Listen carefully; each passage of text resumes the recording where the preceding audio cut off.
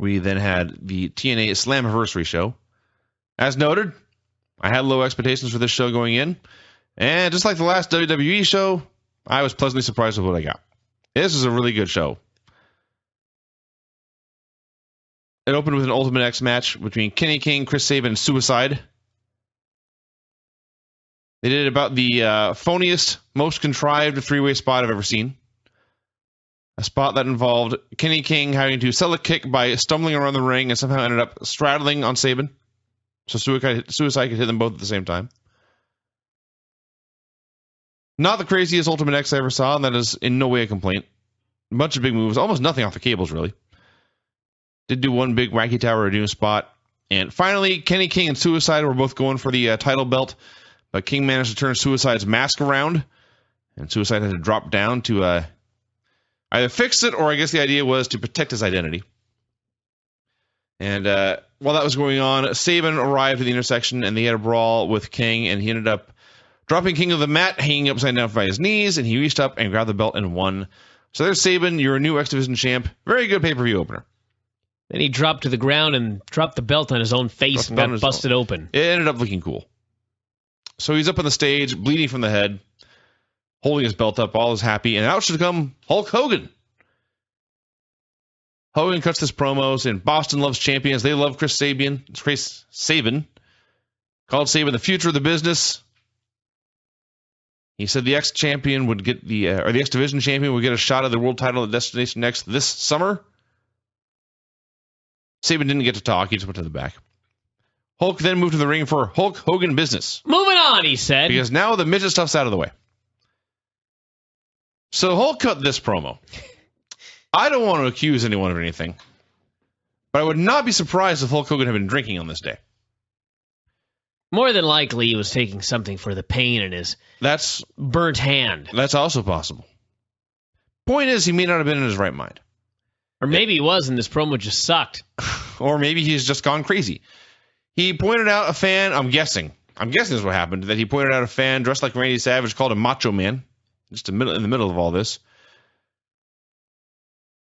Aces and Eights arrived, talked about how they're going to steal the show and leave a mountain of bodies. Hulk Hogan described them as, and I quote, pussies wearing leather, flashed them the middle finger, called Garrett Bischoff a bitch like his old man, said the Aces and Eights were, this is also a quote, foaming at the crotch. Hogan finally introduced the babyfaces for the six-man tag. It was a greatly difficult task.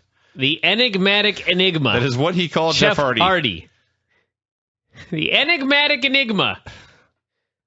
This was something else here for the Hulkster.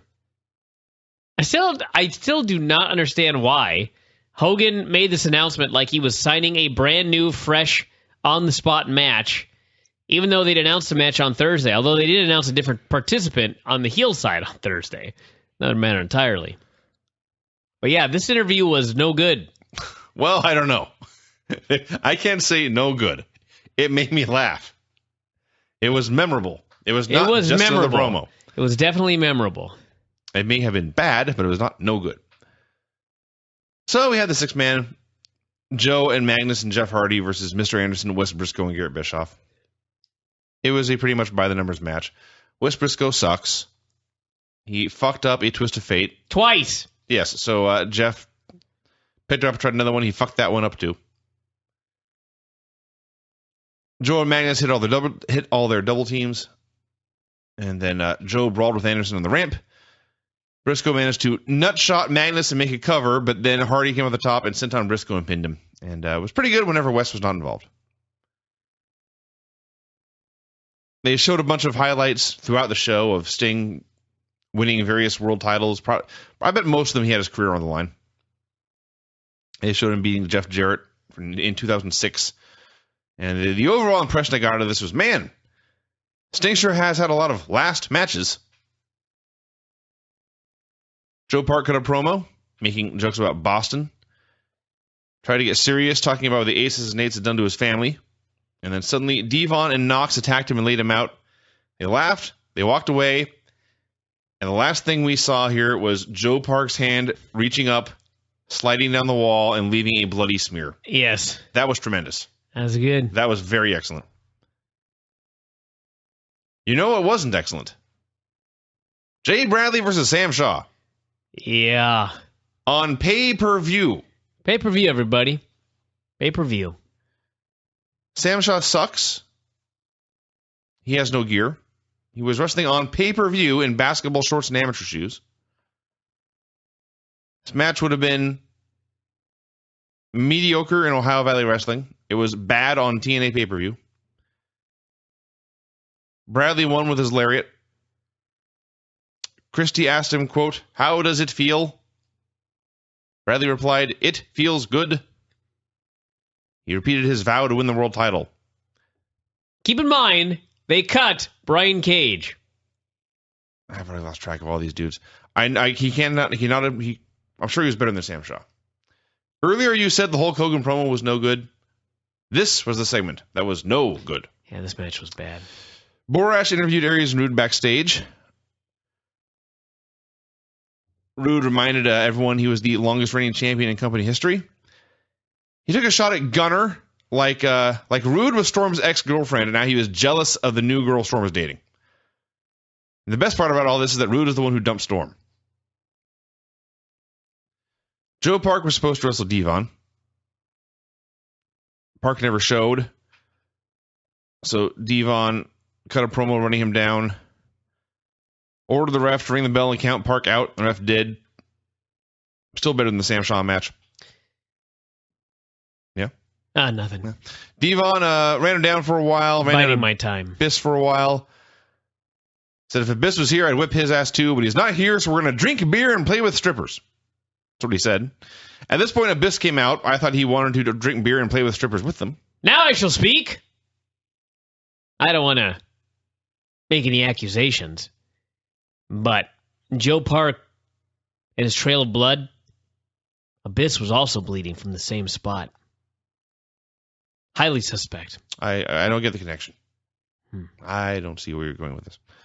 So Abyss came out. The ref rang the bell, and suddenly there was a match on, and suddenly it was a title match.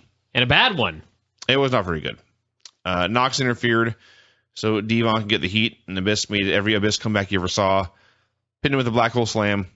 This is every Impact match you ever saw, just on pay-per-view. Did Abyss always roar and display his arms in a... Abyss has always I shouldn't say crossed the line. He's walked a fine line between legitimately being a big scary guy and being a big Muppet pretending to be scary.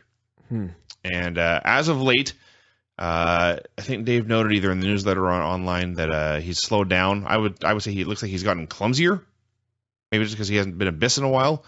But Abyss has not looked good as Abyss in his latest appearances. What's funny is when Joe Park bleeds and he turns into unmasked Abyss and runs wild, I think that's a way better comeback than the one Abyss has been doing as the real Abyss. Yeah, I'd agree.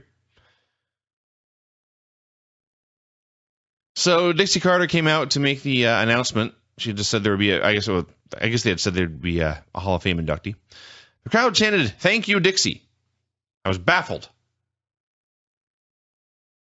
She called for the whole roster to come out for the announcement. Chris Sabin, the new X Division champion, and apparently the guy who's going to be a world title contender, was standing there in a wife beater and board shorts, like any 13-year-old geek of them all. So, Kurt Angle's going to the Hall of Fame. Sting was out there as well one segment before he arrived. Is that right? Yeah. I do remember him being out there. I did not know that he later arrived. So yeah, Sting was out there. Kurt Angle's going to the Hall of Fame. They had a really nice video, and they brought Kurt to the ring for a speech. I cannot call it a promo. This is a speech. And Kurt Angle, who has done a lot of shit in this life, who has won a gold fucking medal, he's been through triumph and tragedy, he has produced offspring, he's raising children. I'm trying to think of he had a long career, made a lot of money in the largest wrestling company in the world. Kurt Angle was so moved by this Hall of Fame induction into TNA wrestling. He was openly weeping. He talked about how he thanked Dixie for bringing him in, thanked his family for the support, Said the originals like AJ and Joe and Storm and Roode was the best roster in the world, and, quote, they make me look good. He thanked Jeff Jarrett for founding the company, and was just very moved. Taz, the Aces and Eights announcer, also talked about how much he respected Kurt. Wants to take down the company, but it's the Hall of Fame, and yeah, must respect the Hall of Fame. Respects the Hall of Fame, and this company he wants to destroy. Yeah. So there you go. That was something else. Did like everyone breaking kayfabe. That's funny. Yeah. They showed Sting beating Joe in 2008, including Joe's running, diving, dropkick on the cement. I cannot believe Joe is still walking, let alone wrestling. That was so insanely stupid. Bad Influence had a great promo backstage. Didn't write down the whole thing. Just the line about how they had made the tag titles important. They had made the titles important enough for Chavo Guerrero to come into the company, important enough for two great singles champions to form a team, and important enough to bring Cowboys and Vikings together at last. It led to the four-way tag match. Hernandez and Guerrero versus Aries and Roode versus Bad Influence versus Gunstorm. Storm's leg was not taped up at all. I still like Beer Gunny the best. Beer Gunny. Regardless, Storm's leg was not taped up at all. Sometimes it looked like he was limping. Sometimes he looked totally fine. He is 80%, apparently. That sounds about right. Very early on, Bad Influence was disqualified for using a chair. That was some bullshit. Right after that, Chavo got pinned because he'd been hit with a chair. So it was Aries and Roode versus Gunner and Storm for what were effectively at this point the vacant tag titles. And it turned into a fun TV tag match, or not, better than that, a fun pay-per-view tag match. Gunner's finisher is the torture rack, and they're calling it the Gun Rack, which is awesome. Great name. They ran wild on Gunner, hit him with a 450, he kicked out, and the chance made a big comeback. And it was sometimes the guy will hit a move out of nowhere and get a pin, and sometimes they'll make a comeback and they'll say, "I'm going to hit my finisher now. Everyone look and watch and cheer," and they'll hit his finisher and win. This was the latter. They did a big tease up to Storm just hitting a super kick, and Gunner hitting the Gun Rack, and Roode submitted. And we had the new tag team champions. I thought this was the best thing on the show to this point, although by the end of the night, I was not sure about that. I'm not sure if I was still in the same universe, actually. Yeah. Borash interviewed Brooke Hogan and her boobs backstage. Brooke and her boobs bragged about the women's division for a while. Borash asked them if they still love Bully Ray, and they walked away. In one of the most overachieving matches I've ever seen in my life, and I don't think that's hyperbole, Gail Kim and Taryn Terrell had one hell of a match. Tiffany. ECW Tiffany. By the time this was done... It was ECW Tiffany. Well, yeah, but... I think we can fairly say that Taryn is the toughest ex-Playboy bunny we've seen. Oh, man, I have to think about this. They had a hardcore match. It was a last woman standing match. I did like how in this match, where per the rules of the match, the idea essentially is to give your opponent a concussion. One of these women is going to walk away with brain damage, and Taryn comes out happy, smiling, high-fiving the fans. Well, she was confident that she would give the other woman brain damage. Apparently she was rightfully so.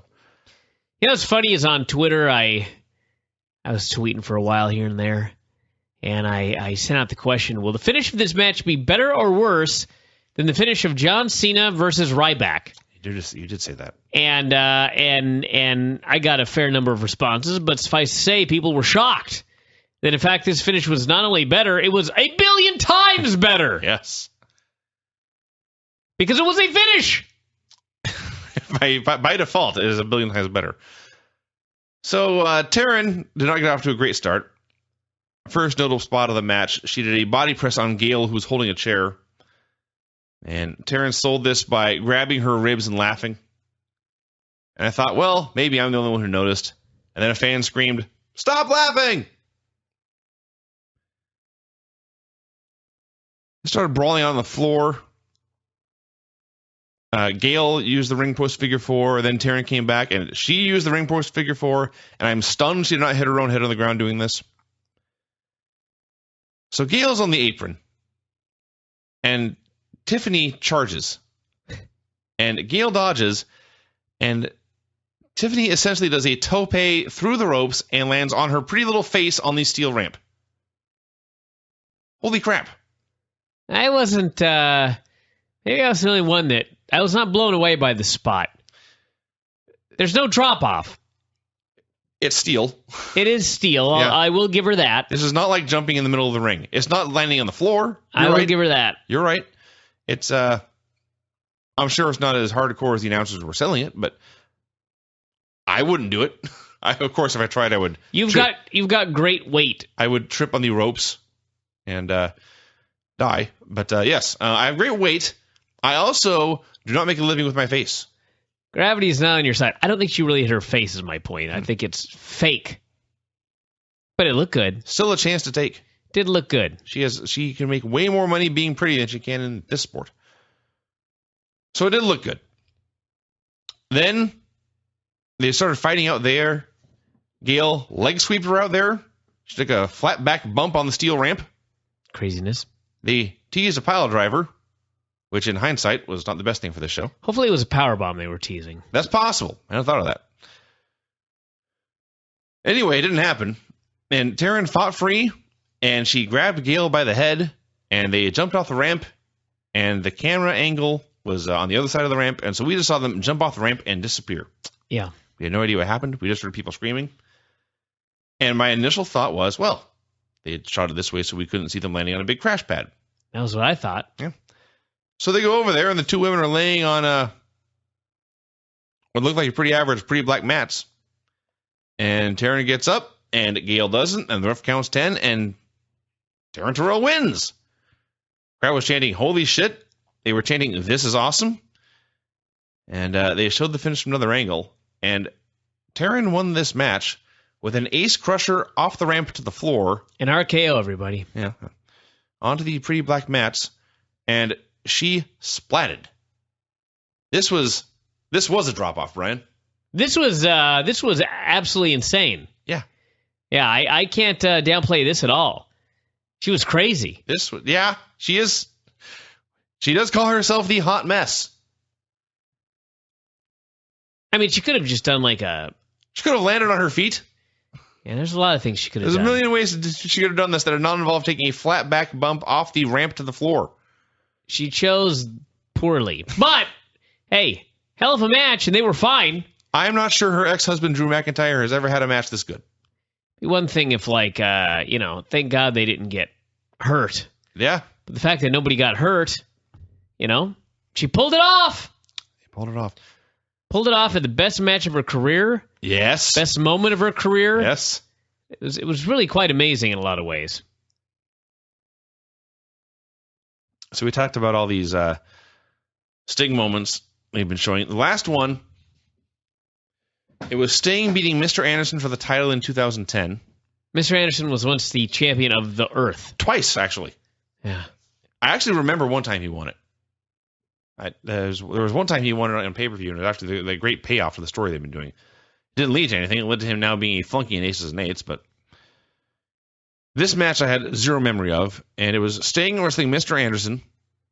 It involved Bully Ray in a tuxedo and a mystery run-in by a guy in a scary clown mask. This was TNA on acid.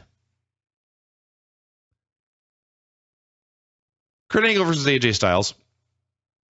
AJ got new music, and that makes me very, very sad. It makes me sad, but it's a good song that fits his character. That part is true. But he's had the same song, or actually he's had about a dozen variations of the same song, but since day one of TNA. This goofy, you are, I am song. The song where he now sings... you wax nostalgic about this wacky song? The song where he talks about giving respect to the other guy.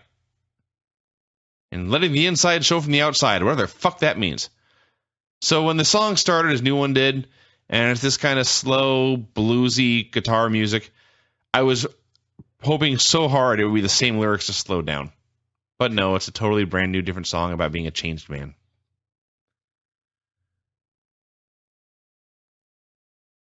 So the opening, they went a long time. The opening was pretty slow. A lot of AJ working over Kurt's taped up knee. You know, the one he hit with a hammer mere weeks ago.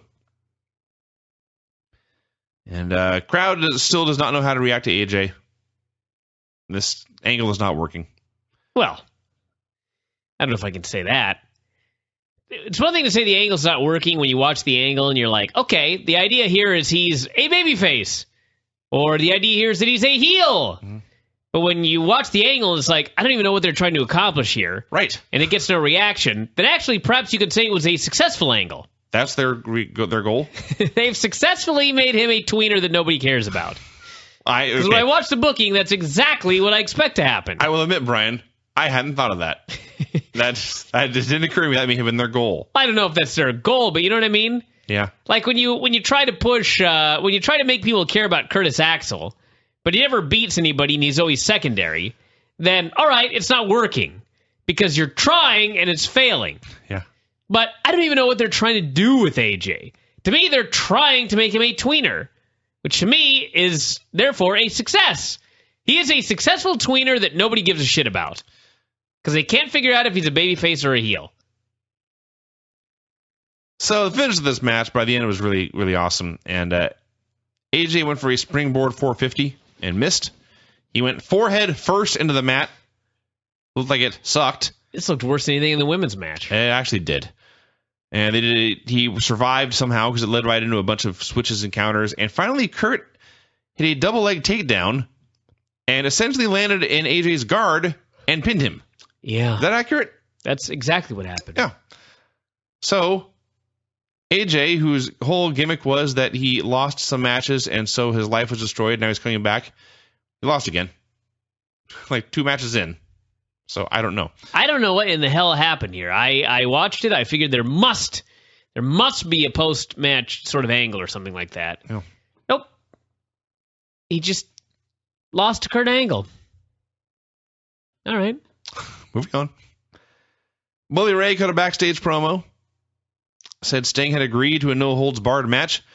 And this was stupid because he was going to bring back the most dangerous hold in wrestling. The move wrestlers feared. The move there was an unwritten rule that you will not do to each other.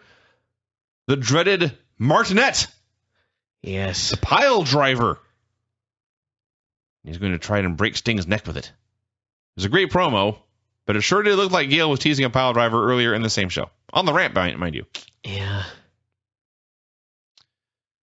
So they started brawling.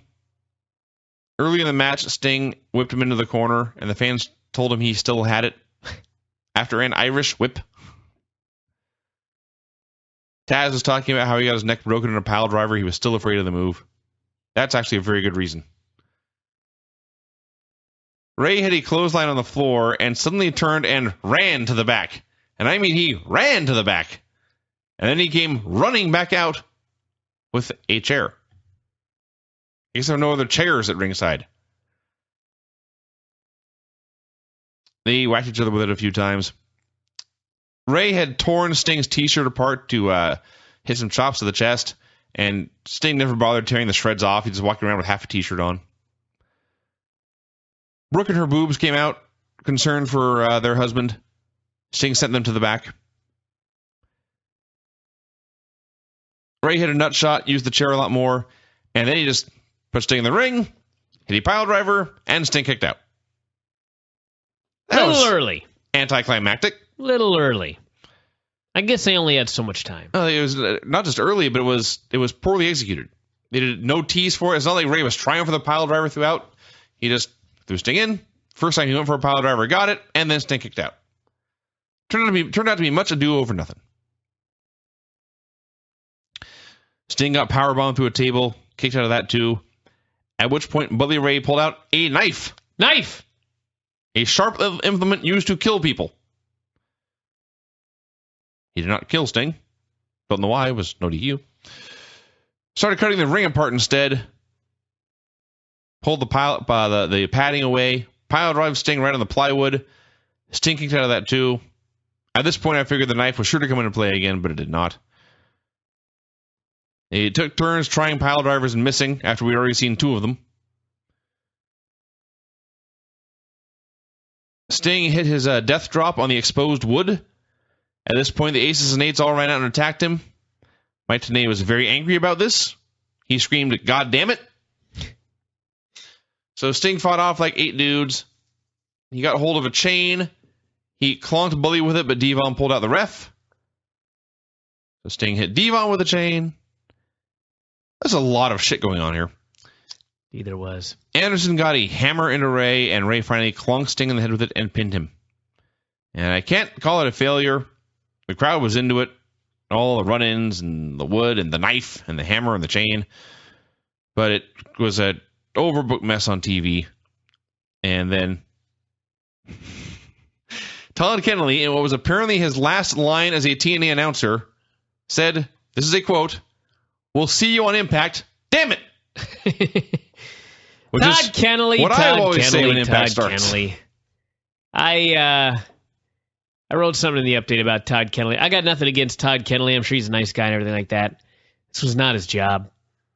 He made mistakes all the time. Yeah. When you don't know when the pay-per-view is, when you keep talking about the pay-per-view this Sunday, and there's no pay-per-view this Sunday because you got confused, and it's actually the Sunday after, that ain't good.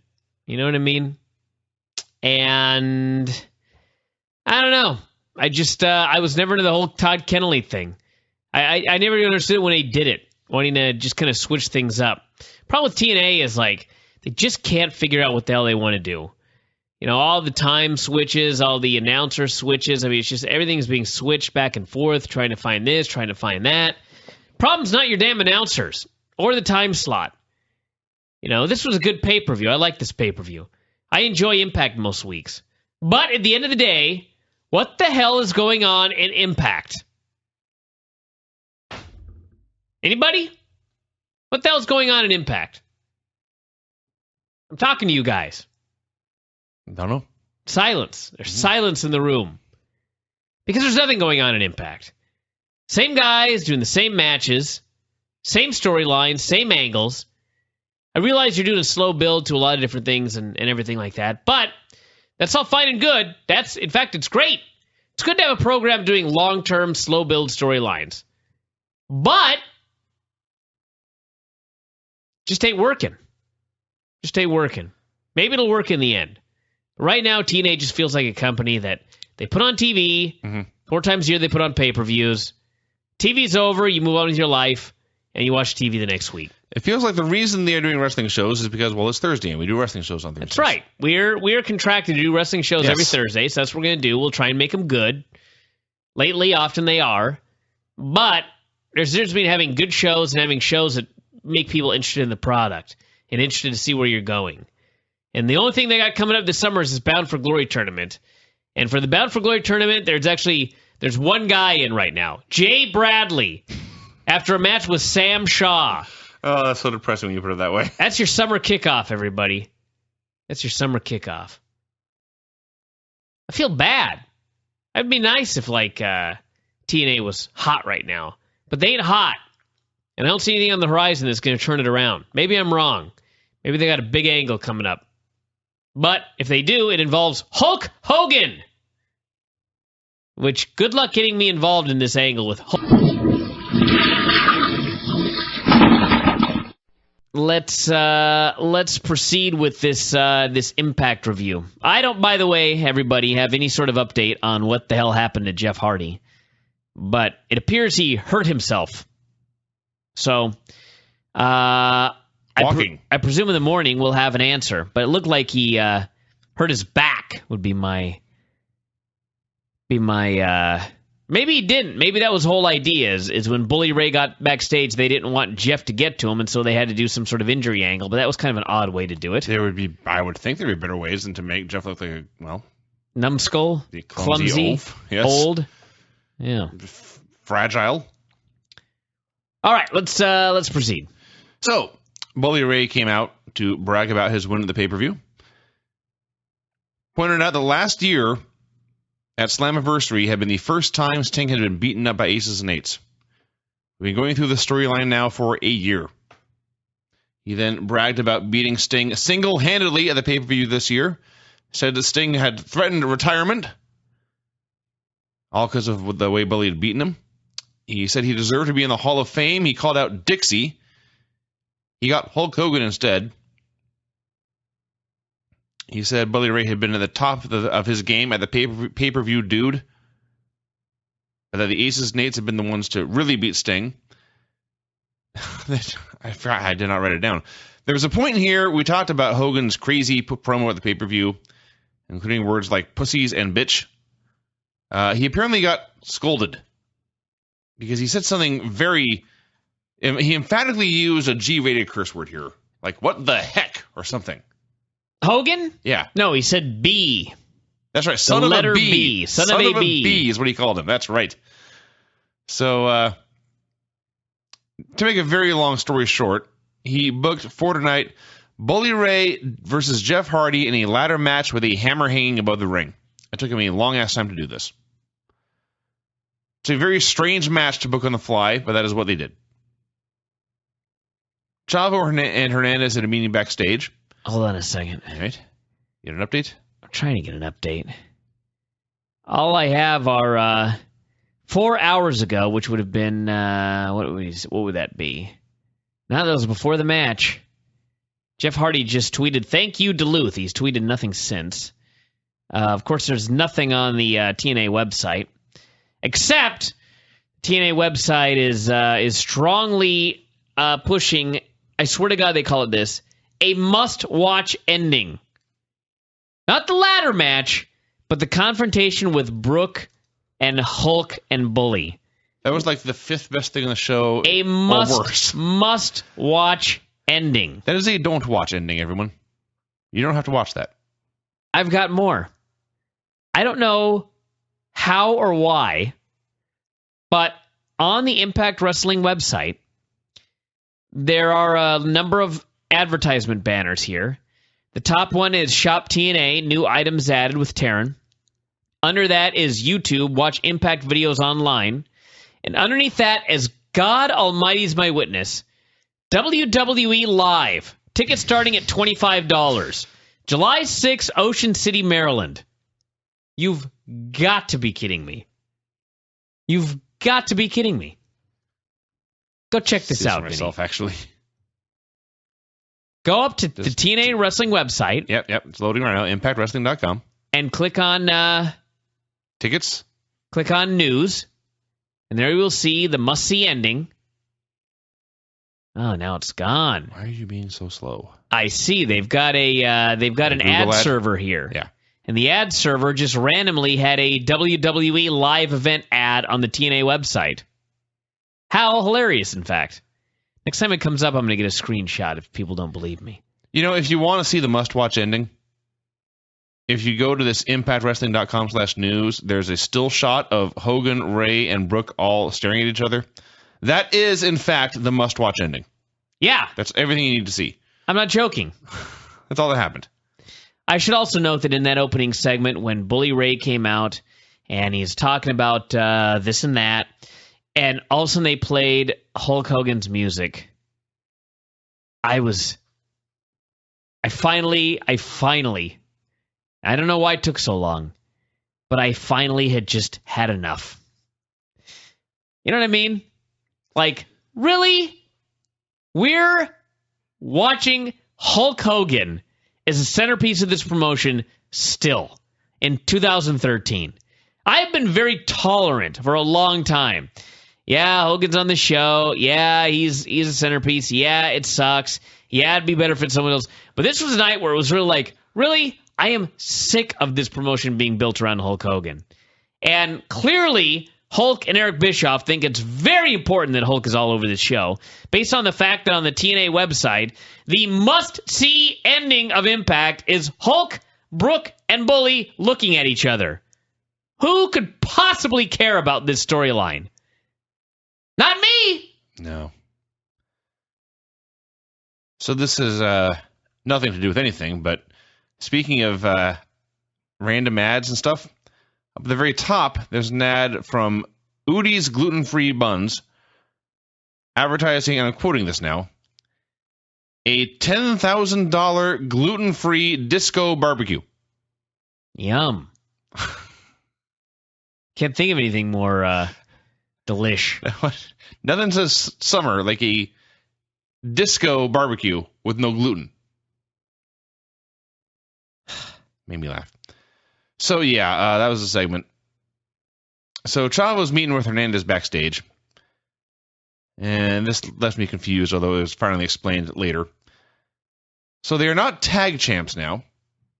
And there is a Bound for Glory series going on with 12 guys having a big round robin tournament and the winner getting a title shot. Now, it's 12 guys. The top 12 contenders, you would think, would all be in this tournament. And then the champion's not in it. So basically, if you're not in this tournament, you really suck. So the guys who are tag champs for the past several months,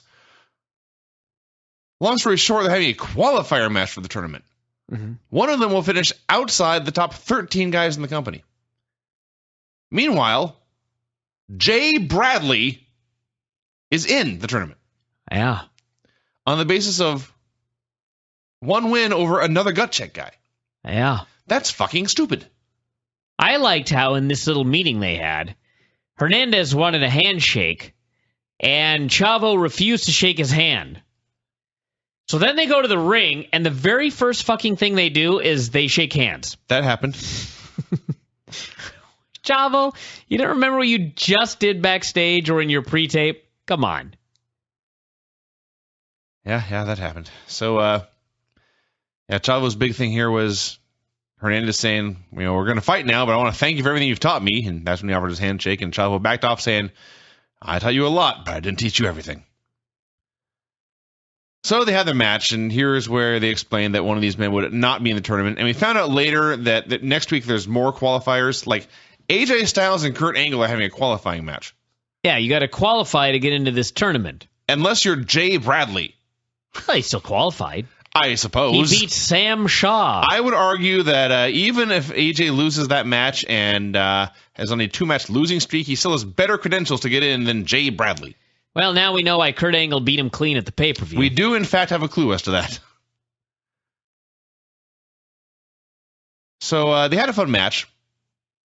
Very clean. Both guys clean all the way through. And Hernandez tried the border toss, but Chavo turned that into a roll-up. But Hernandez turned that into a roll-up and got the pin. And Chavo was all pissed off and upset because now he's not in the Bound for Glory series, and Jay Bradley is. I'd be pissed off too. But eventually, he got over it, and he fist bumped Hernandez, and he raised his hands. So they're still buds. I presume that AJ is going to win the whole thing and get a championship match, but maybe that's the idea that I'm supposed to assume that. And I can actually see Hernandez. I swear to God, I can see Hernandez winning the tournament and getting the shot at Bound for Glory. Can you now? Yeah. I know they've been high on Hernandez for a while. I heard like a year ago they were going to do something big with Hernandez, and then they never did. So I don't rule it out. Stranger things have happened in this damn tournament. Stranger things have certainly happened. That's true. Quentin Rampage Jackson showed up on Impact. Mm-hmm. He introduced himself to Simon Diamond and Gunstorm. They all wished him good luck. Beer Gunny. Beer Gunny. I like Gunstorm. I'm sticking with Gunstorm until they come up with something better. Devon came out, claimed that his match with Abyss at the pay-per-view was never official. He never agreed to it. He demanded Abyss come out and return the TV title. He did not get Abyss. What he got was Joe Park, who came out in his tracksuit, and he was arguing emphatically, all lawyerly, and suddenly I'll be charitable and call it a double leg takedown. A brawl broke out. It went badly for Joe. Devon got the better of him. The best part was Joe on the floor, blatantly on camera, reaching into his jacket pocket to pull out a gimmick. So Devon was going to hit him with a chair, but Abyss's music hit. And Abyss still didn't come out, and finally Devon said, screw this. If you won't come to me, I'm going to go get you. And he left, and meanwhile, Joe Park came up bleeding from the mouth, and he started to breathe harder and harder, and like he was going to snap. He went to commercial. Which, by the way, we never saw Joe Park again. No, we did not. But we did see a very angry Abyss. Yeah, weird, huh? Coincidence. Devon and Knox are shown walking the halls of the building hunting for Abyss. We had another Bound for Glory qualifier, Robbie E versus Samoa Joe. This is great. It's great for many reasons. First of all, Robbie E, the Jersey Shore guy, was very over in Atlanta. There were lots of people pumping their fists for him, although in hindsight, they may have just thought he was Zack Ryder. I think they thought he was Fandango. That's also possible. He called himself the MVP of the 2012 Bound for Glory series because he had beaten Jeff Hardy and Jeff Hardy had won. I've heard worse arguments. Said he got 5 points in the tournament last year. I haven't heard many worse, but he beat the guy who won. There's something to base it on. He amassed 5 points. Well, he did not do very well in his other 11 matches. That's true. He said he had 5 points last year. This year, he was going to get 20,000 points. As many as. Yes. He admitted he may only get 5. It was, but he's not putting a cap on what he can do either. He's aiming high. He's getting 0. Well, he is in fact getting 0 because Joe came out and destroyed him. Samoa Joe squashes are always fun. He hit the muscle buster and choked him out, and that was it. Thumbs up. So the field at this point was Jay Bradley, Hernandez, and Samoa Joe. What a field. Yeah. Mickie apologized to Velvet Sky for not saving her last week. Her excuse was it was like a movie and everything was going in slow motion. I can believe that. Velvet didn't really care. She said, I accept your apology, but I want my rematch tonight. I had a little boy the other day in our Little Dragons jiu-jitsu class, and they do a warm-up that involves a little bit of gymnastics, some running, jumping, walking on a little bit of we got a low balance beam. It's about shin height. Kids will walk across it. So one of these little boys is he's doing bear crawls across the beam, which is a lot harder than you would think on a little... I can imagine, actually. 4-inch beam or whatever it is. It's covered in leather.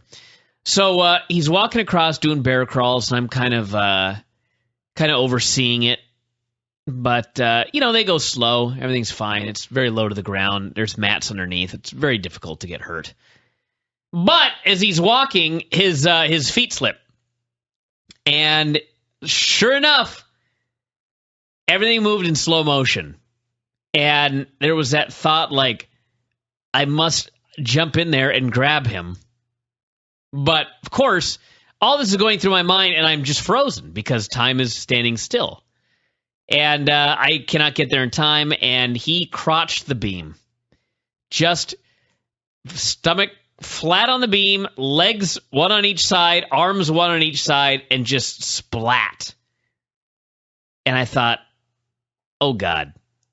But then I realized he's 6, and he was fine. He went, I'm all right! And he jumped right up, and he just kept going. I would have been like Bully Ray in the main event when he got that ladder drop-kicked into his balls, as he noted, and I would never have been the same again. But this kid was totally fine. Jumped right back up and kept bear crawling across. Kids are pretty amazing. And sometimes in slow motion.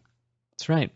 So I agree with Mickie James. There was nothing that could be done. Time stood still. She could not possibly have saved Velvet Sky. So Velvet wanted her title rematch tonight, but Mickie said, sorry, I can't. I already have a match with a challenger that you overlooked when you were champion. They aired Kurt Angle's Hall of Fame video. And after that, coincidentally, it was time for Quentin Rampage Jackson to come out for a promo. They had some very generic music with some wolf howls mixed in.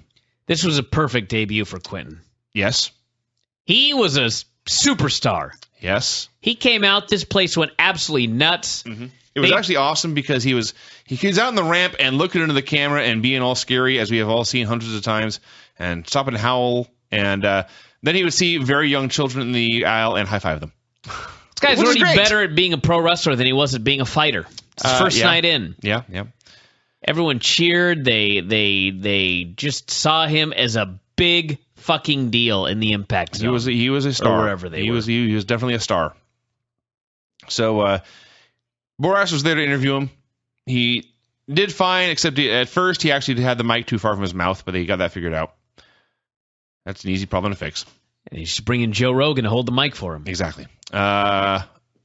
So he talked about growing up a wrestling fan in Memphis, which is why he used to do all those big slams in his fights. Before, he says he got addicted to knocking people out. I miss the big slams, personally. He said big slams were a lot easier against smaller men. Smaller men, and they really don't often work that well. So, he was being very low key up to this point, and then he got a little more serious, a little more intense, and he said he came to TNA to be the best, and that meant he had to beat the best. As he said this, out came Kurt Angle.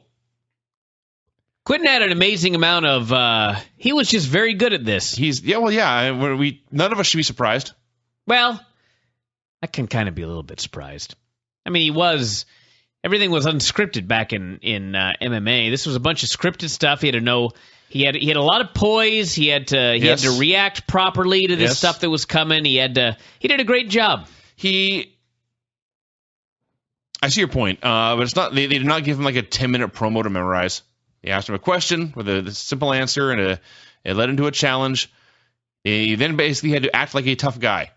This was awesome. We'll see what happened, but this was awesome because it was all so simple. So Angle comes out, and as soon as the two men laid eyes on each other, they knew shit was on. Kurt said, "Look, you may be the best in the cage, but I'm the best in this ring. When you think you're ready, you'll have to go through me." And they stared each other down, and the place was just pissing themselves. Everyone in the building was just going nuts. Then they relaxed a bit, and they shook hands like they were professional fighters who had just done business.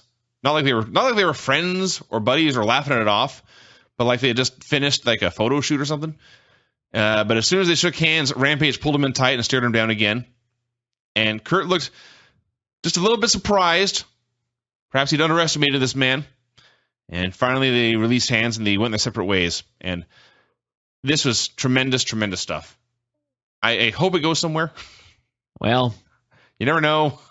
But as for Quentin Jackson's debut on Impact Wrestling, it could not have gone any better. Maybe someday they'll wrestle. We'll see. Still skeptical of Rampage going to Kentucky. I find that very unlikely as well. I will say that if he's going to have a match, Angle's probably the best guy to have it with. Because Kurt will just say, most guys will say you have to work light or lighten up. Kurt will say, just don't hit me as hard as you can. Let's wrestle, and then you powerbomb me. Pretty much. And then I'll ankle lock you, and then we'll have a schmoz. Easy. And that sounds awesome. That sounds great. Bully Ray and Mr. Anderson had a conversation about D'Lo being kicked out of the group. Anderson said that if D'Lo is gone, that means we need a vice president. Maybe it should be me.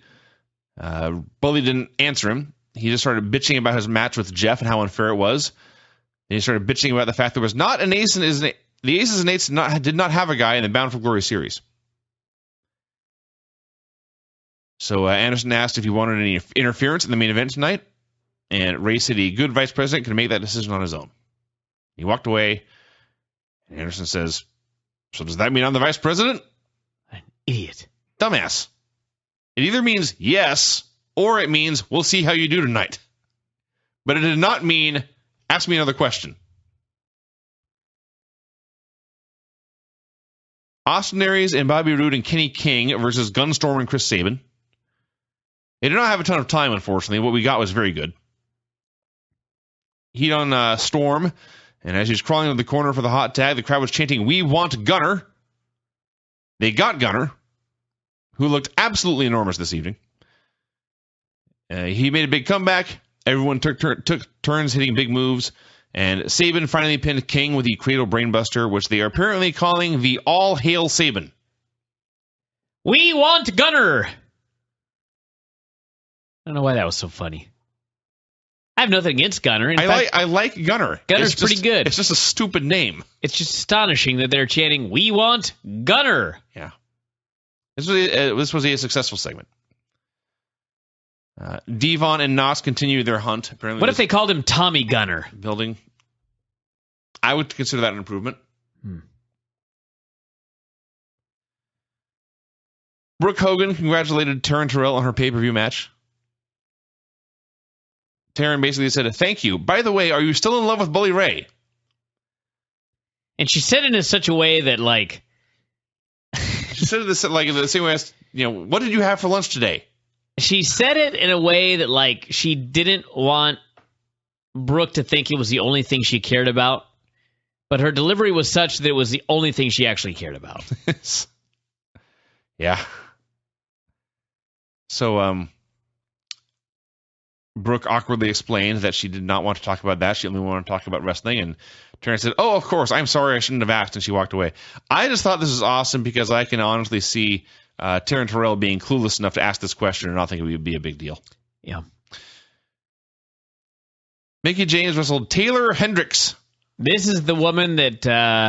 the champion, or the challenger that Velvet had been ducking. Yes. Taylor Hendricks. So the good news is the fans were going crazy during this match.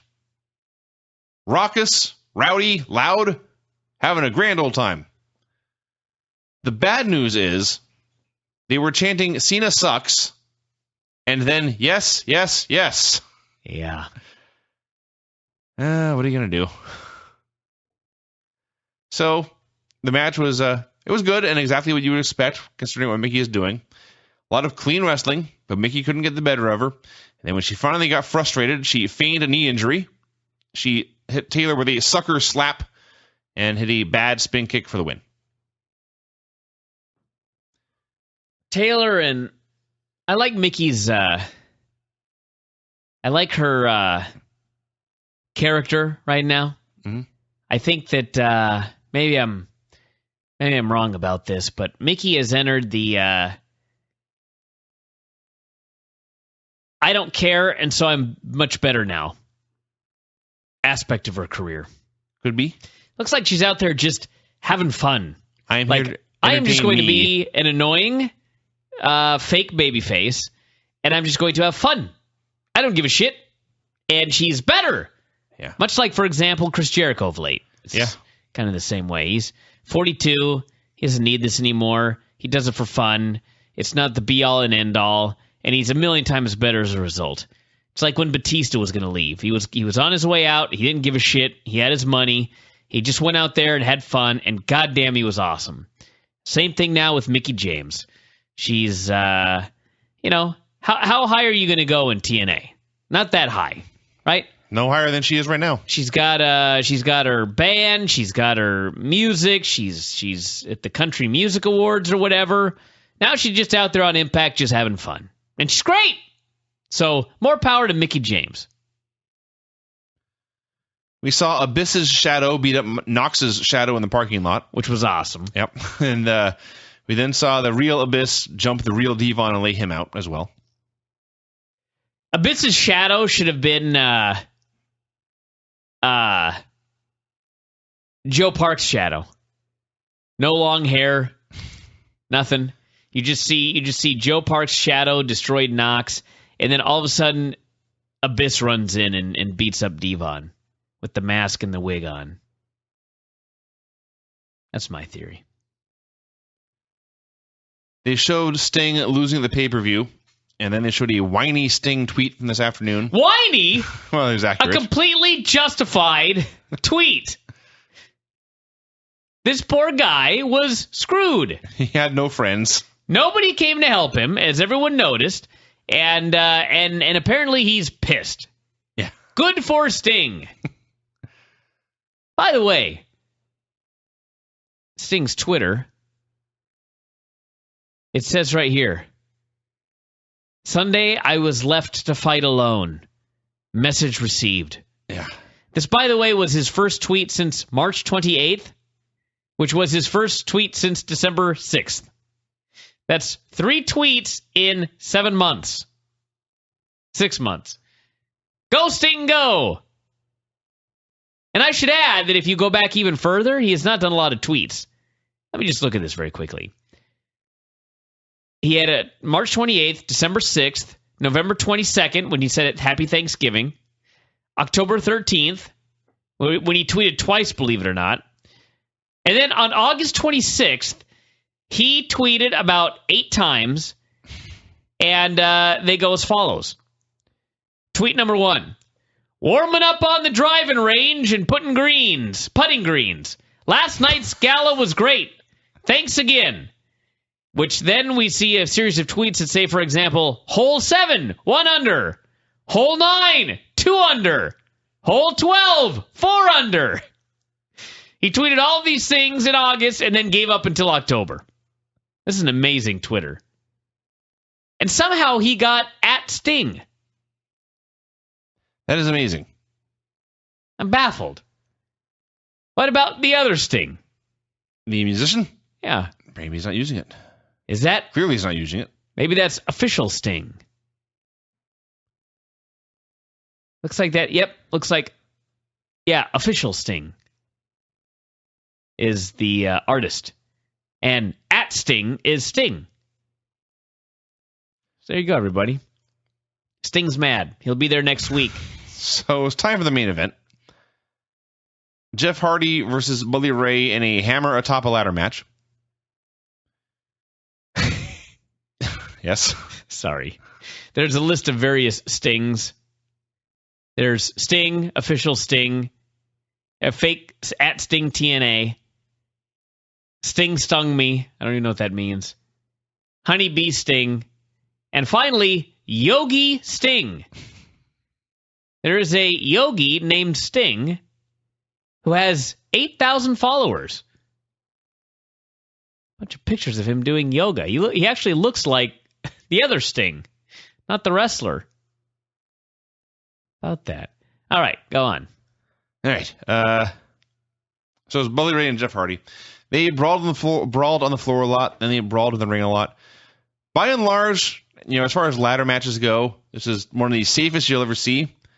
They were doing things like no one got slammed onto the ladder, and most of the time when Jeff fell off the ladder, he would land on his feet and then into the ropes or something. There was one great spot where Bully had to take a bump seated down in the corner for a spot, but the ladder was in the way. So you've never seen a man be so careful to run across the ring without tripping over the ladder first. So he ended up down there, and Jeff kicked the ladder into his crotch. And Bully responded by turning to Taz at the announce desk and screaming, and this is a quote, "Taz, my balls!" I don't know if I'm just a mark, but I think that Bully took that ladder a little too hard in the balls. He sold this for like 10 minutes. And it didn't even play in anything later on in the match. It was just like for about 10 minutes after that ladder went into his balls, he was grabbing his balls. Like every 10 seconds, he would just stop what he was doing and grab his balls. So hopefully he did not lose a ball, bust his balls. Yeah. But yeah, maybe a swift kick to the balls with that ladder, a little too hard. And then Jeff at the end, everyone seems to think he was just selling, but that was weird. I mean, I understand maybe they needed to have him sell because they didn't want him backstage when There's got to be a better way to get him out of the picture than what they did. I think he really hurt himself. But again, maybe I'm a numbskull. We'll find out in the morning. So, yeah, the finish was Ray finally got the hammer. Before he could use it, though, Jeff hit him with a stunner, and Ray sold the stunner by tossing the hammer into the air as high as it was possibly go. I thought it would get stuck in the roof or something and not come down. Fortunately, it came down in the ring. So Jeff got it, and he went after Ray a few times, but Ray dodged and ran away. And Jeff Hardy started to give chase, and he got about 2 steps up the ramp when suddenly he went down grabbing at his ass. His buttock. I thought it was a sacrum. Sure. There's a number of things it could be, but it did not look like one of their top babyfaces had done anything, noteworthy to be injured. It looked like he just was clumsy and fragile and fell and broke himself and was too old and broken to get back up. So he lay there for a while. Camera stayed on him the whole time, left him suffering and immobile and unable to get to his feet. And finally, he had to call the ref over to help him. I mean, he looked bad here. If this is what they had planned, this is insane to me. So the ref helped him up, and finally they cut backstage where there's Bully Ray by himself. And he's sweaty and tired and sore, and he's crying about where his belt is. And cares where your damn belt is? You're still the champion. What does it matter? There's a lunatic chasing you with a hammer. And suddenly Hulk Hogan appears, and Bully's all scared. And I guess he thought Hulk was going to kill him or something. And suddenly Brooke came running in, screaming, "No, no, don't do it, don't do it." And they all stared at each other in confusion, and they went off the air. And this ending that TNA said on their website was must-see was actually pretty damn lame. I just so don't care about Hulk Hogan, Brooke, and Bully. No. I don't even know how it's possible to. I'm sick of the Hulkster. I'm sick of seeing the Hulkster as the main event on this show. It's 2013. Halfway to 2014, for the love of God.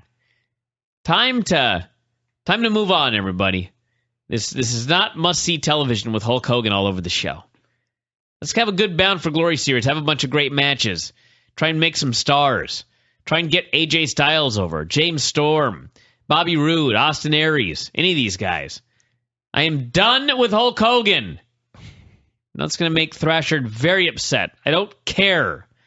Thrashard, he'd be more over if he only showed up twice a year anyway. Anyway, that was the Impact show, everyone. That was Impact. We'll find out how Jeff Hardy is as soon as possible. Hopefully he's all right. Maybe it is just selling. Who knows? But, yeah. What a return. I do love whenever you've got something on a pole match or hanging from the ceiling, and the rules are whoever grabs it gets to use it, and invariably one guy grabs it and then the other guy uses it on him. That does seem to be the pattern. Yeah. That kind of kills the gimmick, but I guess that's wrestling. That's how it's been done for a long time now.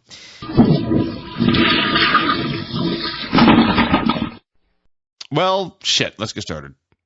Hogan came out, said an act of God had stopped him from bashing in Bully Ray's skull with a hammer last week. He said he had banned Brooke from the show, and people booed. And my theory is that they booed because this was a tape show, and so when he said, "She's banned this week," they all said, "Wait a minute, she was just here 10 minutes ago." Wishful thinking. They booed because they all like Brooke Hogan. Some lonely men in Atlanta. So this brought up, Hulk kept talking, said they're going to finish the Bound for Glory series selections tonight. Joe, Hernandez, and Jay Bradley were all in, and I was stunned that Hogan remembered all of their names. He did. Seriously, Hulk Hogan said Jay Bradley's name in a wrestling ring. And remembered it. Which was good, because he couldn't remember anything else on this show. Yeah. When he tried to explain, I'll just cut to the chase. Hardy and Roode came out, and next week something's happening. What? I have absolutely no idea. Fans, Hogan said, I swear to God he said this, call in, because I guess there's like an 800 number to TNA or a hotline. Sure. They can call in, or they can Twitter, or he said, whatever, and vote between Jeff and Bobby Roode. For what? I have absolutely no idea. I did not figure this out until an hour and a half later into the show, when they announced that fans are going to vote on who of these two men gets the first call-out in open fight night. If any of you could possibly give a fuck which guy gets the first call-out in open fight night, please email me and explain why this matters one bit. And by the way, at the end of the day, he threw out the website address. So it's not Twitter and it's not call-in, it's the website. This was amazing, Hulk Hogan. Seriously, though, it's open fight night, and Bobby Roode and Jeff Hardy apparently both get to call someone out. Yeah. I presume to try to win a spot in the tournament. No, they're both already in. They're both already in? Yeah. So they just get a chance to call someone out. Yeah. So we get to vote about who in a 2-hour show gets to do it first? Not just that, but from the impression of what they said to each other here, it was implied they were going to call each other out anyway. In fact, Bobby Roode outright said, "I'm going to call you out." And Hardy did not back down. So we're voting on which guy gets to actually physically call out the other guy. Yeah. This is the dumbest poll in the history of wrestling. I can't think of anything better. So the Aces and Eights came out. Bully demanded they get a guy in the tournament. It's possible, I should add, that it's actually something much better, but Hulk Hogan has no idea what he's talking about. We should be fair. Yeah. Bully Ray demanded that his gang get a spot in the tournament. Hulk said, "Fine, You get one spot.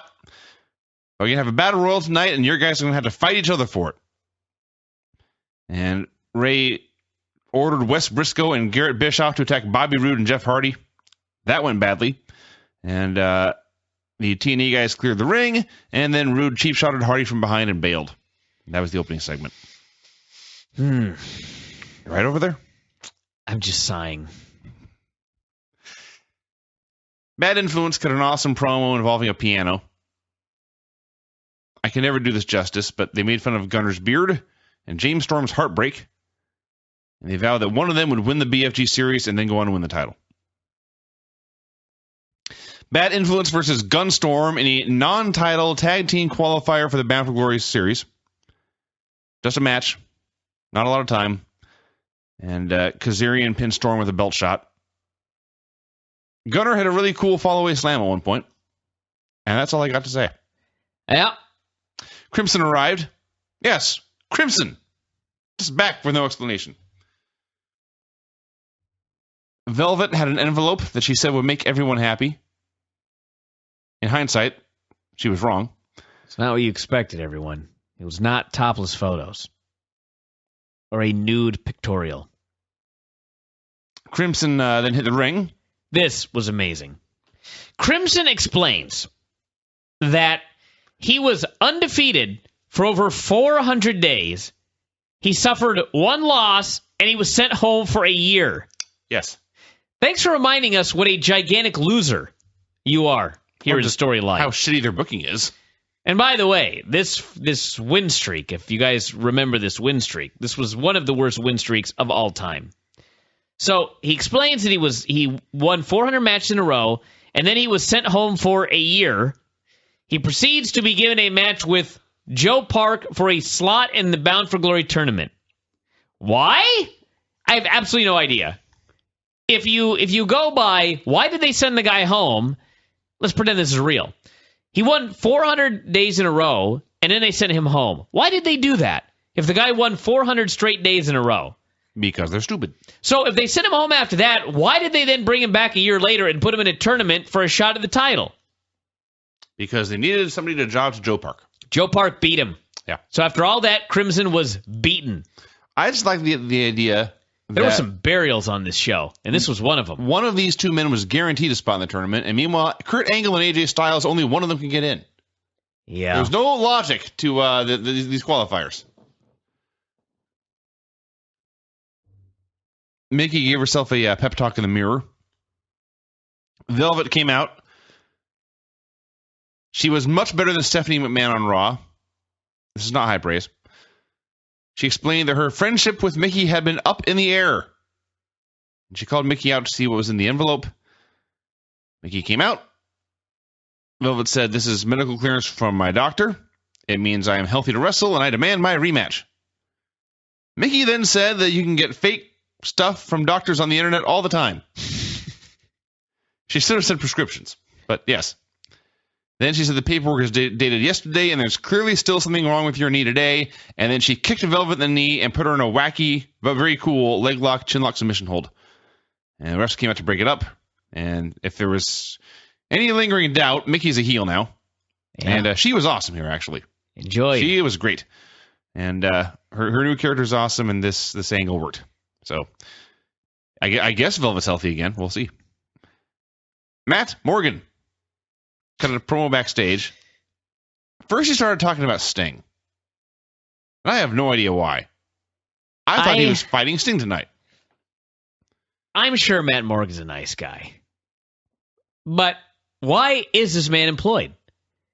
Like, weeks go by with no Matt Morgan. And then suddenly Matt Morgan's beard and cape appear on Impact. He cuts a promo about how he's never used properly. And then he proceeds to go out and get beaten. At which point he disappears again. Right. What are you paying him, and why are you doing so? Matt Morgan's beard, first of all. It's longer and wider than his own head. It's astounding. And then he has the cape, which is this cape. He looks like it's looked like if you're going to do a Wizard of Oz play. And he is the great and powerful Oz. That is exactly what Lance Storm said. He's got a Only he meant the wrestler Oz. preposterous cape and this big-ass beard. And he walks out of the ring in 2013 in this getup. Yeah. He looks absolutely ridiculous. Yes. So. And he's orange in the front and white on the back. It was, for no good reason, a 4-way Bound for Glory qualifier with Magnus, Rob Terry, Kenny King, and Matt Morgan. What a crew. What a lineup. What a match this was to be booked. Names drawn from a hat. Okay, first of all, the big dude started, and it's very, very clear that at this point, as I stand here or sit here in June of 2013, Rob Terry is substantially better at pro wrestling than Matt Morgan. Yes. It's abundantly clear. There were lots of edits in this match. It was not just for the big dudes. King and Magnus were fucking stuff up too. And it got to this, usually in matches like this, they have what I like to call the parade of finishers, where one guy hits a big move and then just turns around and he gets hit by somebody else's big move and that guy turns around. This one, I think that's what they were going for, but I cannot call it a parade of finishers, so I just called it a clusterfuck. And somewhere in here, Magnus pinned King with a Michinoku driver. So Magnus is in the Bound for Glory tournament. Matt Morgan is not. Magnus was the most liked guy in this entire thing. And he was the best worker. Yeah. And the right man won. That's all true. Eric Young cut a promo backstage plugging his fishing show, and then he ran to the bathroom. Sting came out for a promo. Said Slam Anniversary 2012, he went into the Hall of Fame. Slam Anniversary 2013, he got beat up by a bunch of guys. He lost to Billy Ray. He could never challenge for the title again. And worst of all this is that as he was being beaten up by wave after wave after wave of men, nobody came out to help him because he has no friends. What a sad promo. So he said he's going to follow the Aces and Eights lead. He was going to get himself a family, and he was going to make a new Main Event Mafia. I can't wait. Please do not bring back Kevin Nash and Scott Steiner. Booker is employed elsewhere. So it's just going to be Sting and Kurt, apparently. I am baffled you remember any of the members of the Main Event Mafia. I have no good explanation. Maybe Jarrett was in there, too. Actually, bring him back. I like that they tried to make sense of the fact that nobody came out to help Sting. Mm-hmm. But when this thing was over, the question still remains. Why the hell did no one come out to help Sting? They're a bunch of dicks. I never got an explanation for it. Yeah. Eric Young versus Austin Aries in a Bound for Glory qualifier. Awesome! It was. This was a great match. First of all, wasn't there some big controversy where like he either almost or actually did quit the company because they wouldn't let him do or let him plug his fishing show? It was all over this show, which is fine. And they showed a clip of this show where he went to a bar made of ice in Minnesota, forgetting that his wife, ODB, lives in Minnesota. And they ran into each other there, and she attacked him.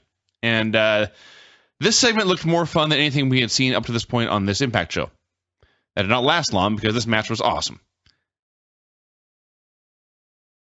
It is kind of amazing what they're doing with Eric. They didn't let him do his show.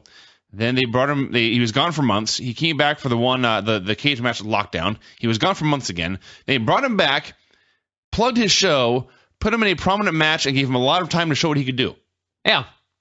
This company is so bizarre sometimes. They had a hell of a pro wrestling match. Austin Aries won clean with the corner dropkick and the brainbuster. Yay, you two men! This was a great match. Eric Young's been gone forever. He comes back and has a great match. Of course, it was Austin Aries. That's pretty easy. But it was an excellent showing. It was a two-man show. Yes. Eric looked great. This was great. I wouldn't mind Eric Young if he just came back and did wrestled this. Like this. He's actually been funny of late as well. The old comedy was like stupid. I don't ever need to see him locking up with refs again. No, but this was pretty good comedy of late. And he had a great match. So thumbs up to Eric Young. Yeah. Aces and Eights had a meeting. It was kind of joint in progress. It was not totally clear what was going on, but it was obvious that Doc disagreed with the rest of them. And they put it to a vote, and everyone said yes. And Doc was the last guy, and he kind of reluctantly agreed to vote yes, and that was it. Then he took a big swig of beer, and he produced a long, loud belch, and they just left it in there. Sabin cut a promo talking about his last comeback. He had almost beaten Austin Aries, and then shortly thereafter, Aries went on to cash in the X title and win the world title. Then he said he wasn't sure if he should do that. Well, he wasn't sure if he should risk giving up the X title What for a one shot. Stupid question. Of course he should. It's the X title. Who cares? Well, he fought very hard to get it back, Vinny. He could lose that world title match, and then he'd have nothing. He has nothing now. That's fine with. He has the X title. That's fine with this. Aces and Nate's Battle Royal. So it turned out they later explained that Ken Anderson had drawn the high card or whatever. So it was pitched that he would win. So 6 dudes get in there, and for about 10 seconds they all just circled each other, a 6-way circle. And then Anderson pointed his finger at Wes and said, "Bang!" And Wes grabbed his chest like he had been shot and threw himself over the top rope. A finger poke of doom battle royal, everyone. Yeah. They did all the wacky eliminations, and finally it was come down to Anderson and Doc. And Doc refused to be eliminated by Anderson's wacky magic fingers. And everyone started screaming at him, and they had a short brawl, and then Anderson kicked his ass and eliminated him anyway. What a fucking loser.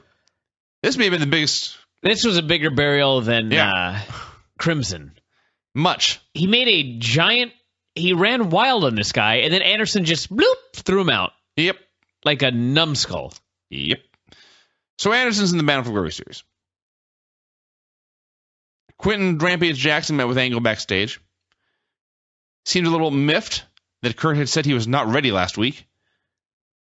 Kurt said, "Look, if I stepped into a Bellator cage, you would kill me. If you step in that ring right now, I would kill you. If you train for a while and you prepare and you know how to fight in that ring, would have a better match." Because not exactly what he said. Pro wrestling is not supposed to be a mixed martial art, just in a ring and not a cage. Well, there's pins. Totally different. Sure. That's a nitpick. You're not wrong. That's a nitpick. Kind of got it, but it's not like Rampage does basketball. He was a basketball player. I understand. He was a mixed martial arts fighter. Yes. I understand him saying, "I'm not ready, homie." Yeah. Kurt's like, "You must train." Rampage should have said, "You know I hate training." That's true. Kurt should have said, "You can't run the ropes." All the Aces and Nate's guys shouted at Doc backstage. Doc tried to put the heat on AJ for turning them down. He vowed to take AJ out. Ray said, "You better get that done." AJ Styles versus Kurt Angle in the last Bound for Glory qualifier. Nothing like a seventh quarter hour where they assure you there's going to be a run-in in the main event. Yeah. Especially when the main event is Kurt Angle versus AJ Styles. That's the way to make me tune in. The main event is AJ and Kurt, but don't worry, there's going to be a run-in. So with a better finish, this actually would have been better than Eric and Austin Aries. As it was still awfully good. Better than their pay-per-view match not that long ago. And finally, Aces and Nates tried to attack, but Angle and AJ fought them off. Then AJ schoolboyed Angle and won. So basically the exact same finish to this match as finished the opening segment. Are they trying to tease that AJ and Aces and Nates are together, or was I just... it was very... I suppose they could. It's kind of played up that way. That Aces and Nates interfered, and it led immediately to AJ getting the pin. Yeah. I would hope not, just because he just turned them down like a month ago. Stranger things have happened. So they all started beating up Kurt, and AJ just left. And Rampage ran down with his chain to make the save.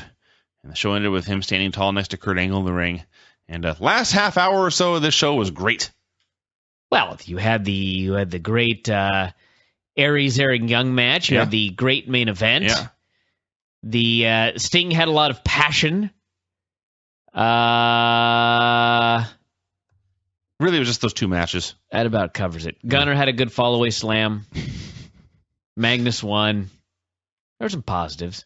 I could have done without the finger poke battle royal. I'm still not even sure what's going on. So the idea is that Bully wants one guy in there to beat everybody, and then do a finger poke title match. I see. That's what he wants. How about that? So shouldn't he pick the... I don't know. I guess that makes sense. I won't anyone nitpick who would that. be willing to lie down for him. TNA didn't realize that when they put them all in the Battle Royal, this was exactly what they'd do. I won't nitpick. The answer is no. It's not my job.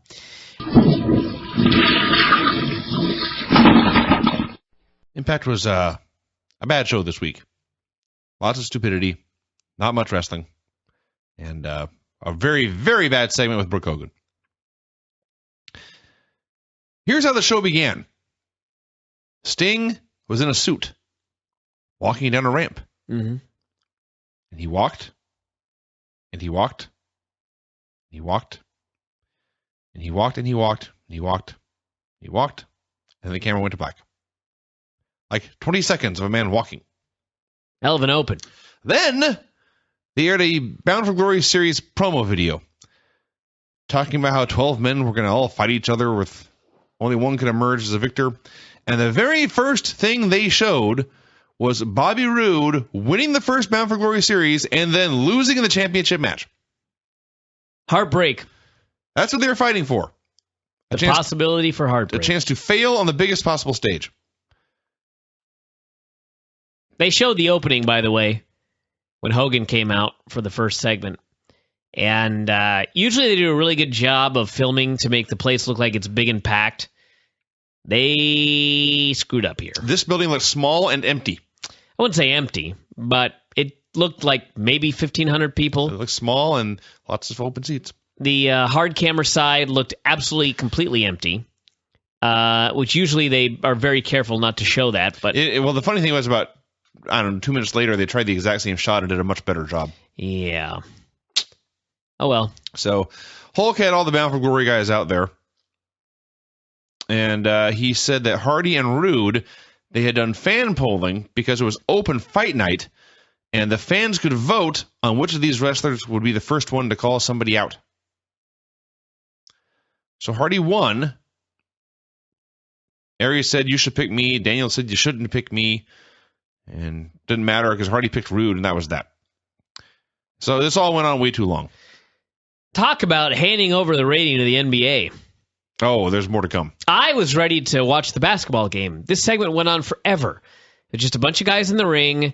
Hogan trying desperately to attempt to explain this. And listen, maybe I missed something. It's very possible. But was there any explanation as to why anybody got to call out anybody else? No. The only thing they announced was they did announce it would be either Hardy or Roode going first. After that, it was all up in the air. But they didn't go first. It was just announced they would be facing each other. But they could go first, as in one of them would get to be the first person to call somebody out. But they ended up calling each other out. Yeah. So, yes, that'll happen. If the story is that it was fan voting that allowed people to call each other out, I don't believe that, because you're telling me that fans voted for Mr. Anderson to have a chance to call somebody out? No, only the first one was fan voting. It would take, 30 seconds to do a deal backstage where maybe the guys pull a number out of a hat, or they did one show one time where I believe if you won a match on Thursday's show, then you got to do a call out on the next week's show. One time, I believe they did this. That was the only time in the history of this open fight night that this has made any sense whatsoever. Why did Anderson get to call someone out and not Joe Park? Don't know. Why did Jay Bradley get to call someone out and not Austin Aries? Don't know. It drives me nuts because it would be so easy to just give an explanation. I hate the theory that wrestling fans don't think, so we don't have to give them an explanation. Actually, you know what? They do think. And what they usually think is, this is stupid. They get upset when you treat them like they're numbskulls. So just come up with some sort of explanation for why people get to call out other people. That's all I ask. Just give me a reason for it. That's all I ask. They are once again doing an absurdly complicated scoring system. I'm very sad we did not get a Hulk Hogan promo trying to explain this. That's understandable. You get a submission, you get 10. You get a pinfall, you get 7. Are you doing this from memory, or do you have it written down? I remember it. Really? From last year, actually. DQ is 2. Getting DQ'd is 0, I believe. No, actually, There's a -2. This is the only thing I remember because it's hysterical. Getting disqualified is -10. -10. Which is huge. Yeah. So if somebody you don't even know, has nothing to do with you, runs out and beats up your opponent, you get disqualified. Listen, I don't care about the point system. If they want to do some sort of complicated point system, that's fine. As long as I get the stats every week and I have the announcers explain to me the importance of what's happening. Like it was made clear on this show, hey, this guy's trying to get a submission because he'll get 10 points. You know what I mean? Okay. As long as next week they have everybody's name and how many points they have, and when we have a guy who has 8 points against a guy who has 10 points or something like that, they explain that, hey, if this guy gets a submission, he pulls out ahead of the pack, whereas if he gets a pinfall, he doesn't. As long as there's someone to explain that to the audience, I don't care about a complicated scoring system. Mr. Anderson came out, and for some reason, the guy in Aces and Eights got to call out a TNA guy. He chose Joe Park. He had a match. It was short. Park still got blown up by the end. He had a Boston Crab on, but Doc came out and distracted the ref, and that broke up the hold. And then when Joe went up to the ropes, Doc kicked him in the head from the apron, which was actually very impressive. And Anderson hit the mic check for the win. I have a pet peeve in wrestling. It's Just not even, one? It's not even, well, I have many of them, but this is one of them. It's not even TNA that does this. But when you're doing a match and a heel outside the ring interferes and it doesn't lead to the finish, and then he just interferes again, and this time it does lead to the finish. Yeah. It's like, why don't you just have it lead to the finish the first time? So you can have a near fall that nobody cares about in the opener with Joe Park and Mr. Anderson. I don't know. Wasn't a fan of this. Then, after working together in perfect harmony to win a match, seconds later, Doc and Anderson were screaming at each other backstage about who should be the vice president of the Aces and Eights. Why should I care? Well, the other question is, why would they care? Do you get frankly a good question more as girls? well. Do you get more money? A Do you bigger bike. get more beer? What do you get by being the vice president? So Bully Ray told them to shut up and said there would be a vote among the Aces and Eights crew. Jay Bradley, for some reason, got to call somebody out. Chose Austin Aries, told him to come on out and get boomsticked. So he said. That's his exact words. That's his finish, the boomstick. They had a fun match and it was competitive. They did not squash the new guy. Aries got the win with a very scary brainbuster. Aries is small, Bradley is big, and Aries looked like he was struggling mightily to keep this big guy under control for this brainbuster. And he dropped him on his head and then looked right at him as he made the pin to make sure he was still breathing in and out. I like Jay Bradley, but absolutely nobody cared about this match. It's a sad thing. He had a Main Event Mafia video, which is funny because right now nobody isn't. And Sting promised that the Mafia would grow tonight. Chavo gave Hernandez a pep talk backstage. Then he was never seen again. Then Hernandez called out Daniels, who did not strut down to the ring, so that takes a star away from the match right there. Then they had a short match, and Hernandez, who called this man out, got hit in the nuts and pinned with the best moonsault ever. What a loser Hernandez turned out to be. Well, I listen. I like clean finishes on my wrestling shows.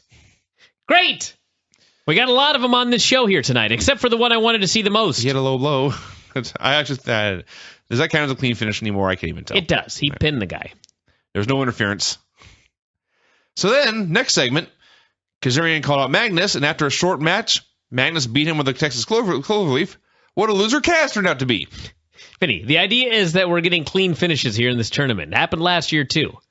We can't just have a bunch of DQs and countouts. It's not the person doing the calling out keeps losing. I see. Repeatedly. Maybe just those 2 times. Happened back to back. Well, then, yeah, they made poor decisions. Yeah. Bully Ray and Hulkster had a confrontation. Hulk said that Ray and Brooke were done, and Ray said, if that's true, then why did she stop you from hitting me in the head with a hammer last week? You're not selling enough how this started. Hogan trying not to talk about it. Is on the phone, and Bully sneaks in with some sort of hammer or something, and Hogan hangs up the phone, and then, he knows Bully is behind him. His Hogan sense was tingling. He spins around, and he pins Bully against the wall, and oh my God, it looks so sad. I couldn't suspend my disbelief for 2 seconds that Hulk Hogan really pinned this guy against the wall. Hogan, is so immobile. And he, I don't know what's going on with Hogan. He teased on Twitter that he was getting back into training for another run. And then, like, the next day, he tweeted something to the effect of, body just can't do it no more. So I don't know if he was planning on doing something and he found out that he just can't physically, which doesn't explain this show since they still seem to be teasing this confrontation. But it was sad to see Hogan here. Then we got a segment that, despite my best efforts, I may never be able to forget. Brooke Hogan was in the ring for a promo. I'm sure she's a nice girl, Vinny. Don't you remember Hogan Knows Best? Yeah. She was the most normal, likable person on the entire show. Undoubtedly true. Now, as a performer on television in a wrestling show live, she absolutely sucks. Much better as a pop star. First of all, she was an 8-foot woman cutting a promo on a mic that was 5 feet high. So you couldn't hear her at all. You couldn't hear her very well. She was blowing her lines left and right, like when she said after the girls' shows, that's all everyone talked about on the shows. Something close to that. She knew she was fucking up. She was laughing at herself awkwardly. She called out all the knockouts to deliver a State of the Division. State of the Division address. Yeah. So they brought out all the girls, and Mickie came out last. And all the girls and Eric Young. All the girls, by the way, means 4. 5 women and a guy. Yeah. There's 5. Mickie, Gail, Taryn. ODB. Brooke? Hogan, I mean? Velvet. Oh, yeah, Velvet was out there. The hell did you forget that? I don't know. So Mickie came out and she thanked Brooke for inviting her out there, and Brooke told her to shut up, basically. And Brooke said it was time to talk about Eric. And the mention of Eric Young's name, all the fans cheered, and Brooke looked annoyed and told them to shut up. Because you can't have fans cheering for wrestlers. It makes them look like stars. Not during the State of the Division address, Vinny. That's the difference. She has more important things to talk about. This is a very important address here. This is the state, Vinny, of the division. So, Brooke pointed out that ODB and Eric Young were the knockout tag champs. And it feels like it's been a year. And Eric finally admitted that, yes, they'd had the belts for a long time. Most of the time, the belts have been in their closet. He acknowledged that it is true. He is not a woman, technically. Called himself the toughest man in this ring.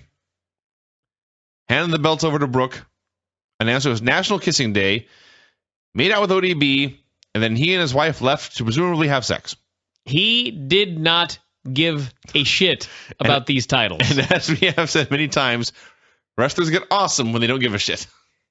I've been hit and miss on Eric Young. I started out as the biggest Eric Young fan in the world based on seeing him do an indie show out here, and he was by far the star and like the only guy that all the other wrestlers stuck around and watched his match, and he was so entertaining. And then he went to TNA and he did the absolute stupidest comedy. Every single solitary show, the comedy was so bad with Eric Young. And I turned violently on the character. And now I have done another 180 back to loving Eric Young. He's awesome. He's been awesome the past 2 weeks on this show. I will take that a step further. I used to hate Eric Young, and I used to hate ODB. But I really like the couple of Eric Young and ODB. Yeah, they've been great. They are great. I don't want them to ever break up. So they left, sadly. Which left just all the other girls in the ring. And we got Brooke blowing her lines and trying to ad-lib. And the other girls trying to get her back on course and talking to each other. And they all talked over each other. And all I could think was, this segment was like right in the middle of Game 7 of the NBA Finals. Yep. No one watched this show. And why would they? Sometimes Trainwreck TV does ratings. Well, that is true. That's true. So Brooke, but no, I was ready to watch the game. Brooke then decided that it was time to Gail Kim versus Taryn Terrell in a ladder match. That made me sad, kind of. That's yes. I suppose it's possible that they're going to have an awesome ladder match, but their Falls Count Anywhere match was so good that it saddens me, the idea that now they're going to do a match that probably is not going to be very good. It's not going to be very good, and I'm worried they thought... Or they'll get hurt. Yeah, they did this match, and no one got hurt, so we can book them in a more dangerous match. So they're going to keep raising the stakes until someone does get hurt. Brooke then announced she was done, and they could all leave. This was a god-awful. I'm trying to think. God-awful segment. I was legitimately trying to think of a worse television personality than Brooke was here. Like, Mike Adamle was at least funny when he fucked up. Brooke looked like she had no desire to be there. She would rather have been anywhere else in the world. Uncomfortable the entire time. Unnatural. Unfunny. And she knew it. She was well aware. It looked like she was horrible and knew it. Yeah. What can you do? They replayed Sting walking down the ramp. The whole thing. They replayed Sting, everyone, walking down a ramp. A good 30 to 45 seconds of walking was very important that they replay it. Hulk met with Brooke, ordered her to leave because she sucked. No, that's not true. He did order her to leave, but he said she had done a great job. That's what he said. He's a worker. He said he's sending her away so Bully Ray couldn't get her or something. I don't know. We've talked about the WWE app many times, about how you can do things like watch guys watch TV on it. And I asked myself, why would anyone ever want this app? TNA has done them one better. You can get a TNA app that lets you watch a video game version of Jeff Hardy doing bicep curls. And apparently, you work out with him. Apparently, this will help you get in shape. Yeah. Come on, Vinny. It's the best they could do. Try it. AJ Styles versus Samoa Joe. This was awesome. The last two guys in the Bound for Glory series left, so nobody called anybody out here. AJ outright cut a promo saying that he was in this for the money. That TNA was no place for a hero. Taz at one point claimed that he had been in the Main Event Mafia. I have no idea what he's talking about because he has never wrestled. Well, he's an Aces and Eights. He's never wrestled. I guess that's true. Maybe the Main Event Mafia had an announcer. I don't remember. So, yeah, it's impossible for Joe and AJ to have a bad match. Literally impossible. The Main Event Mafia. You're Googling this now? This is, believe it or not, on Wikipedia. Main Event Mafia. Believe it or not, there have been a number of incarnations. The original incarnation was Kurt Angle, Sting, Kevin Nash, Booker T, and Scott Steiner, later joined by, it says, Samoa Joe. And then we had associates of the original incarnation. Tracy Brooks represented the Knockouts. Sharmell was Booker's valet. Jenna Maraska was Kevin Nash's valet. Taz was Samoa Joe's advisor. Oh, that's right. Sally Boy and Big Rocco were security guards. No, you're not expected to remember any of that. That's right. When Taz first showed up in TNA, he was Joe's mentor or something. That's right.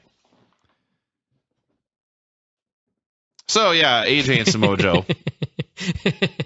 There's a picture here of Kurt Angle in a suit.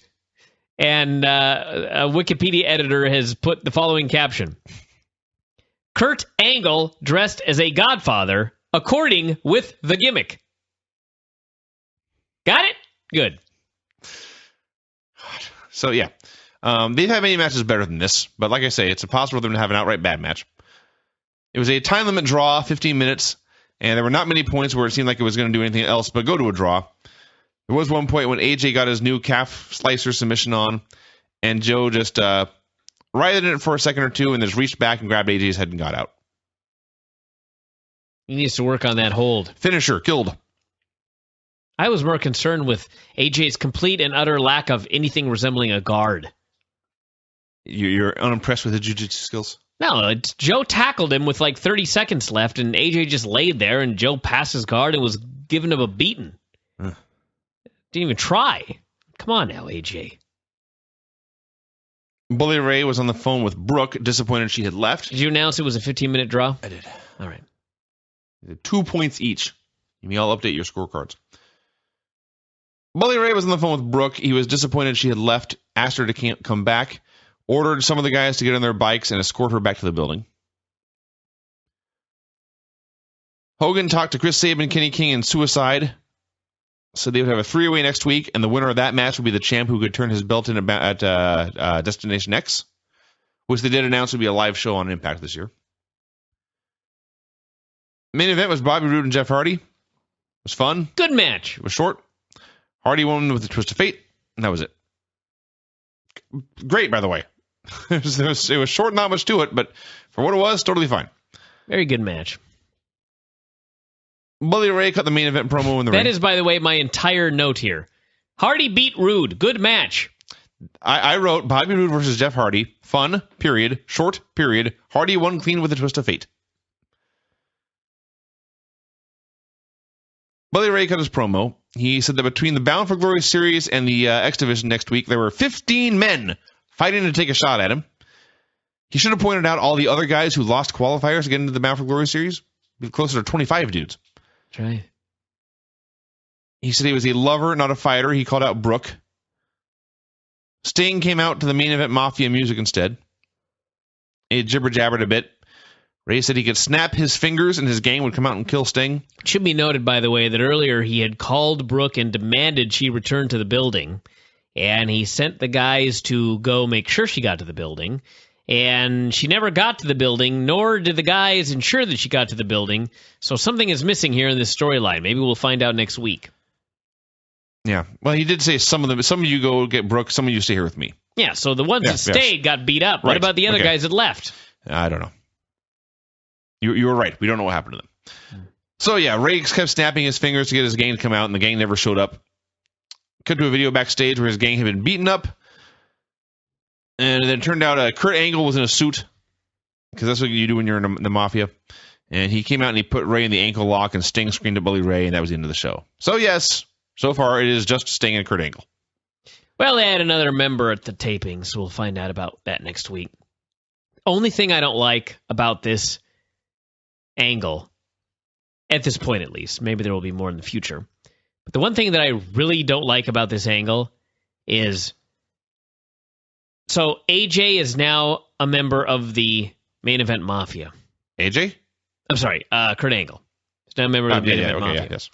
And apparently, I believe next week they add Samoa Joe, at least according to Wikipedia. I could be wrong, but let's just say that they do. Okay. Actually, let me read the spoilers. Spoilers are up on your site right now.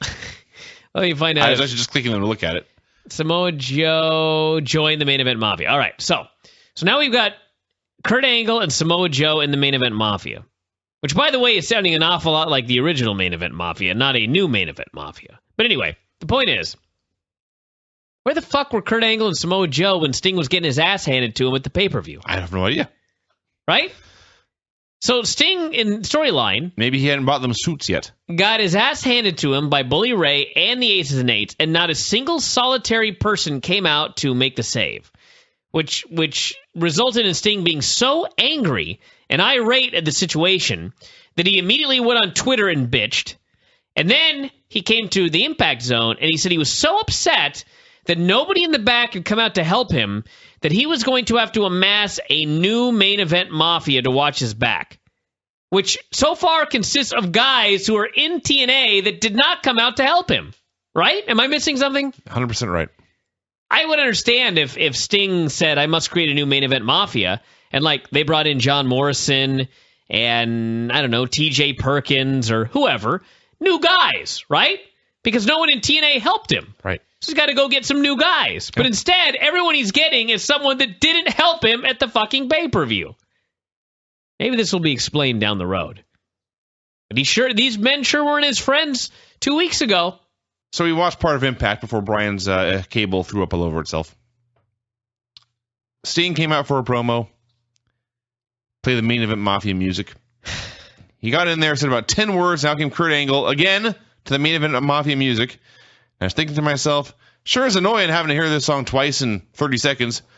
And then Taz outright asked, why did we have to listen to this stupid music twice in a row? Once again, Taz was our voice on the show. Kurt pointed out that the Main Event Mafia had first formed 4 years ago. Now they were back. They were going to take out the Aces and Eights and make sure Bully Ray lost the world title, and they'd be adding an extra person tonight. And Taz noted this was very unfair of them because the Aces and Eights, quote, were not bothering anybody. That was funny. Chris Sabin was walking backstage when the Aces and Eights jumped him. And this was shot so the cameraman could clearly see that the Aces and Eights were hiding in like a truck or something, ready to ambush this man, and they did nothing to warn him and only videotaped it as it happened. What assholes. So they just held Sabin as Bully Ray gave him a message. He called him a good little X-Division wrestler. Told him good luck in his match tonight, but warned him, you don't challenge me for the world title because you don't want any part of me. They let him go. We were introduced to Adam O'Reiner. Adam O'Reiner, everybody. Not O''Reiner. No. O-H Reiner. O'Reiner. O'Reiner. Not ready for prime time, this fella. Adam O'Reiner looked like he had just walked out of the power plant. Enormous, jacked up, tattoos, openly talking about how he had no wrestling training. Called himself the Big O. Said the ring was his O-zone. Suicide versus Kenny King versus Chris Sabin. Toggle just died. You got a text. Toggle just died. Yeah. Now I got nothing. You can't upload this then. Why did my toggle die? I don't even know what a toggle is. What in the hell is going on? Figure 4 connected.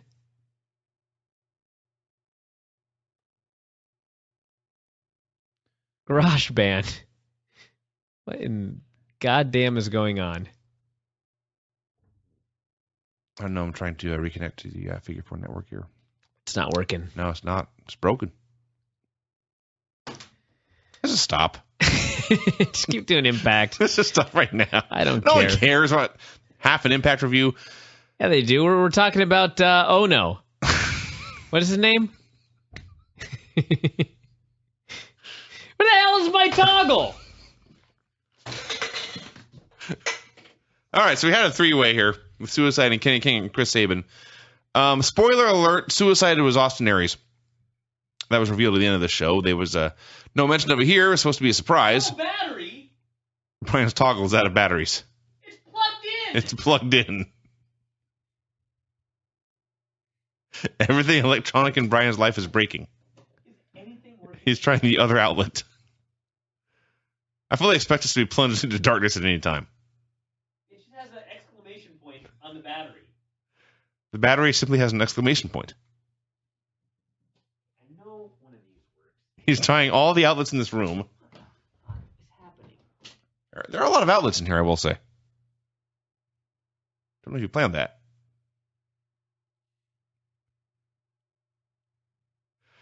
All right, so this is a three-way. The gimmick was that Austin Aries was in the Suicide costume, and knowing that going in, you could totally tell it was him. I don't know if I didn't know going in if I would be able to pick it out. The end of the match was very long, the longest three-way they've done since they went to the all-three-way format.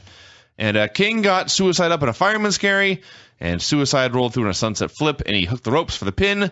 So Suicide won the X Division title, beating Chris Sabin, who was not even pinned to lose the belt.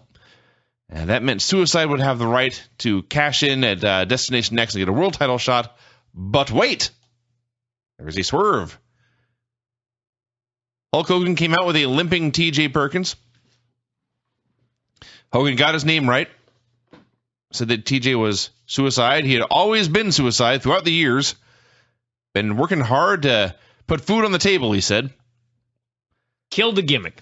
He did. He unmasked him here. Just Would it not have been possible? Maybe I'm just like in a mood. But couldn't you just brought out TJ Perkins with a sack on his head? It had Hogan say, the man under the sack is the real Suicide. But there's an imposter in the ring. Did they have to unmask and reveal the identity of this man after all these years for this? Apparently they did. Couldn't Hogan just say it doesn't count because that's not Suicide in the ring?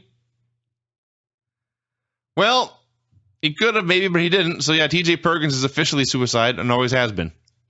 So all those times you thought it was somebody else, you were wrong. All those times he was 6 inches taller, you were wrong.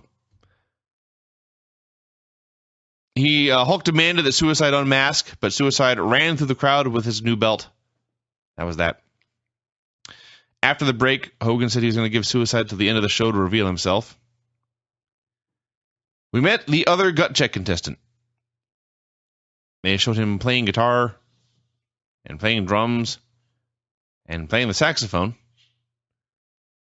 Turns out that he's a musician who got into wrestling on accident. Just like the other guy was a weightlifter who got into wrestling on accident. 2 gut check competitors who don't really want to do this. Yep. So, although it did occur to me, Ryan Howe's story on how he got into wrestling is exactly the same as Hulk Hogan's. Except he is Hulk Hogan, and I'm guessing the guys who discovered Ryan Howe are not the Briscos. The other Briscos. So then we got the match. Ryan Howe came out as a parody of every 1980s hair metal band ever. Straight out of Steel Panther. He then... Steel Panther. They'll know what I mean. Just because you're in a bubble doesn't mean they are. How dare you. He then began to do a guitar solo. Can you just say, like, Def Leppard? Yeah. Be a lot easier. Steel Panther, Brian, is a modern band that does a parody of 80s hair metal. I see. They're very popular. Can you say Fozzy? I would bet Steel... In fact, I'm sure Steel Panther's more popular than Fozzy. Not to this audience. I bet you're wrong. These are wrestling fans. Every single one of them knows Fozzy. If one of them doesn't know Steel Panther, then I'm correct. And I didn't, so I'm right. Joey. The joy you take in this. Go on. Point is, he was pretending to play guitar, and we were supposed to believe it was real. He was like playing the guitar with his teeth and mimicking all the air moves and stuff. And maybe I'm wrong. Maybe he was really playing. It looked suspicious. Taz compared him to Van Hammer repeatedly. Then they had a lousy pro wrestling match. Lousy does not begin to describe this match. The Oh No guy? We can call him the Oh No guy. That's fine. What's his name? O'Reilly? O'Reiner. O'Reiner. O'Reiner. O'Reiner took some god-awful bumps. Slow as hell. This was amateur hour on national television. Yeah. I don't know. I like the spot where Ryan Howe went for a body press and he hit O'Reiner in the shins. Sometimes I think a gut check works if you got 2 guys that actually know what they're doing. Yes. But when it's amateur hour, it's so bad. It's like lucha. Like when you got 2 guys that are really good at lucha, it's phenomenal. And when you got 2 guys that suck at lucha, it's like the absolute worst in the world. That's what this was here. This was just 2 guys having a terrible amateur hour match on national television. So O'Reiner won with a power slam. And then both guys will meet the judges next week to see if they get contracts. Hint. No. Watch O'Reiner get it. He will. He's big and jacked up. Or get a WWE developmental deal, one of the 2. Sting and Angle walked down a hallway and said things would go better this time, and then they walked into a door. That was an entire bit. He walked into a door? Well, through a door. Through it? They opened the door and they stepped through. I see. So he walked into a room. Yeah, I guess you're right. You're my editor. I thought this is live. Covered that already. Bully Ray met with TJ Perkins backstage. He wanted to know if TJ was working with Kurt and Sting. Made sure to point out how little he was repeatedly. And TJ knew nothing, and Ray was getting frustrated. Mickie James wrestled Velvet Sky. This is one of my favorite Impact moments ever. Not because of the match, but because Taz took it upon himself to sing Mickie James' theme song. I don't know if Taz was drunk this evening or what, but he was in quite a mood, and it was in rare form, and I really enjoyed him. Taz? Yeah. Possible this is the end for Taz. Oh, really? Yeah. I don't know for sure. You got any scoops, brother? Rumors he's going to WWE. Oh. Oh, there you go. Yeah. To do what? I don't have any of this confirmed. They're just rumors. I really don't know anything. Go back to announcing? All right. I don't know if he'd go back to announcing. I mean, they did get rid of Stryker.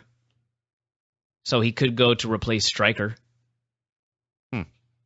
TNA hired Big John. Changes are coming in TNA, everybody. And there may be some changes the other way, too. Who knows? We'll soon find out. So Mickie cut a promo saying the championship changed people. Not her, of course, but it had changed Velvet. Mickey's character is fantastic. She said that when Velvet was champion, they were friends, but now Mickie was champion and Velvet didn't like her anymore. So it was all Velvet's fault. She said she was still worried about Velvet's health and gave her a chance to back out of the match. And Velvet said no until they wrestled. It was all Mickie working over Velvet's leg, and then Velvet making a comeback in which she completely ignored the fact that her leg was supposed to be hurt. They were brawling on the floor and did a head scissors spot out there.